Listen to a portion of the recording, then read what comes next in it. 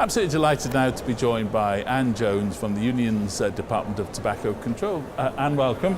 Thank you very much. Lovely to see you. Good to be here. Well, what's new then in the world of tobacco control? Well, the world itself has changed because we now are looking at sustainability.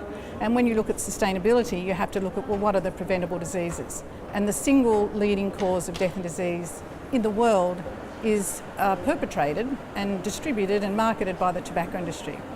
And that includes both the conventional cigarettes as well as now they're behind e-cigarettes and many of those various variations. But with all the regulation that goes on in the world, surely this is a declining problem. Unfortunately, despite all the efforts of the 180 parties that are part of the Framework Convention on Tobacco Control, that have signed up, that have ratified the treaty to do more on tobacco control, the industry has well and truly outmatched those efforts because their aggressive tactics have been ramped up. They're using trade treaties, they're using legal threats, litigation, they're targeting governments to delay and weaken their tobacco control laws. They're certainly very opposed to cigarettes and tobacco products becoming cheaper. And so in the countries that I work in, like Vietnam, for example, cigarettes are only, a number of cents per packet. And so they're working very hard and very aggressively to make sure that any progress that's made on the tobacco control front is really not made or certainly weakened. Is this an issue for developing countries more than developed countries? Well, definitely the tobacco epidemics and the 6 million deaths a year are shifting towards the low to middle income countries, because the rich countries, like the country I'm from, which is Australia, we've reduced our smoking rates from close to 50% down to now 12%.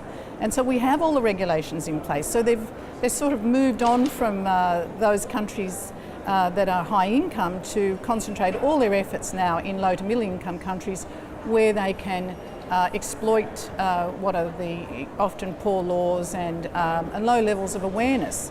And that's where all their efforts are concentrated at the moment. So Anne, if you come out of the convention centre and walk down the streets of Liverpool, you'll see people with vaping devices and e-cigarettes. Are those a healthier alternative?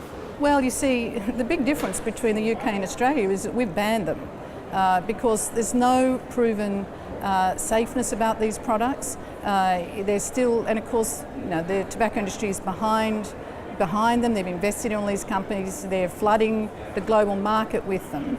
And so I think it's very premature of a country to say, oh, we approve these e-cigarettes.